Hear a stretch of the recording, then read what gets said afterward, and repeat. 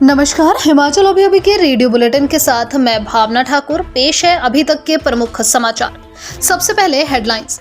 CM Sukhu ने आपदाग्रस्त क्षेत्र आनी का किया दौरा, नुकसान का लिया जायजा, अधिकारियों को संपर्क मार्गों को शीघ्र बहाल करने के दिए निर्देश। हिमाचल सरकार ने 2 बच्चों की संख्या वाले 143 स्कूल डिनोटिफाई, 20 दोबारा खोले। बसों में सामान ढोने से सरकार के निर्णय के विरोध में एचआरटीसी के परिचालक उतरे, बोले सामान की जिम्मेदारी कंडक्टरों पर न डालें। कैंची मोड़ पर फंसे ड्राइवरों ने की नारेबाजी, एनएचएआई के खिलाफ निकाला गुबार। शिमला में शादी का झांसा देकर कॉलेज की महिला प्रोफेसर से दुष्कर्म, पीडब्ल्यूडी अफसर पर एफआईआर दर्ज। अब समाचार विस्तार से। सीएम सुखविंदर सिंह सुक्खू ने आज कुल्लू जिला के आपदाग्रस्त क्षेत्र आनी का दौरा किया और भूस्खलन से क्षतिग्रस्त हुए घरों का जायजा लिया। उन्होंने प्रभावित परिवारों से बातचीत की और कहा कि आपदा की इस घड़ी में प्रदेश सरकार उनके साथ है। प्रभावित परिवारों के लिए राजकीय वरिष्ठ माध्यमिक पाठशाला आनी में रहने, खाने पीने और अन्य जरूरी सुविधाओं की व्यवस्था की गई है।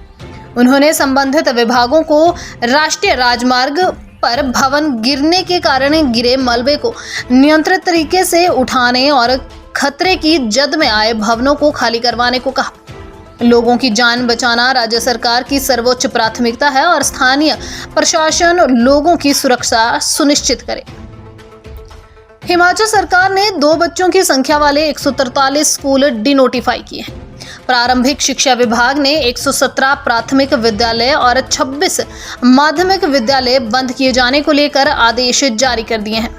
बिलासपुर जिले में 6, चंबा में 8, हमीरपुर में 4, कांगड़ा में 17, किन्नौर में 5, कुल्लू में 4, लाहौल स्पीति में 19, मंडी में 18, शिमला में 25, सिरमौर में 3, सोलन में 7 और ऊना में 1 प्राथमिक विद्यालय डिनोटिफाई किया गया है। चंबा जिले में 2, कांगड़ा में 3, किन्नौर में 2, लाहौल स्पीति में 1, मंडी में 5, शिमला में 6 और सिरमौर में 1 माध्यमिक विद्यालय डिनोटिफाई किया गया है। वहीं विद्यार्थियों की संख्या बढ़ने पर हिमाचल सरकार ने बंद किए 20 स्कूलों को दोबारा खोलने की अधिसूचना जारी की है। बसों में सामान ढोने के सरकार के निर्णय के विरोध में एचआरटीसी परिचालक उतर गए हैं। एचआरटीसी कंडक्टर यूनियन ने प्रांतीय प्रधान कृष्ण चंद ने कहा कि यह निर्णय एचआरटीसी प्रबंधन के द्वारा बिना सोचे समझे लिया गया है।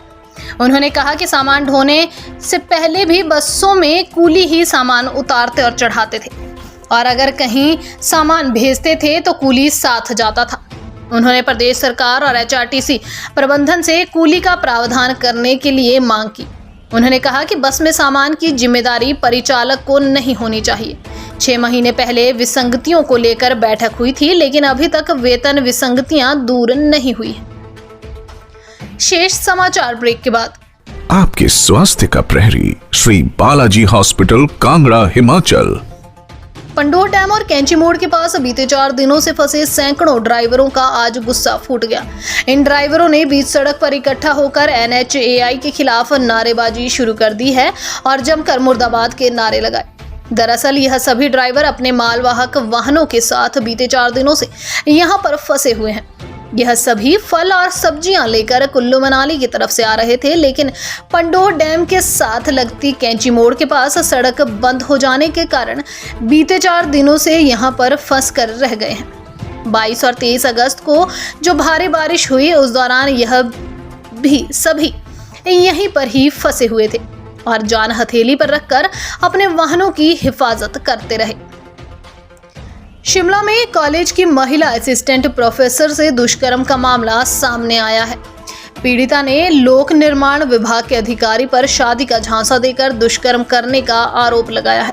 पीड़िता की शिकायत पर महिला पुलिस थाना शिमला में आरोपी के खिलाफ एफआईआर दर्ज हुई है। पीड़िता और आरोपी दोनों शादीशुदा हैं। पीड़िता ने पुलिस को दी शिकायत में आरोप लगाया कि वर्ष 2019 में उसकी आरोपी से मुलाकात हुई।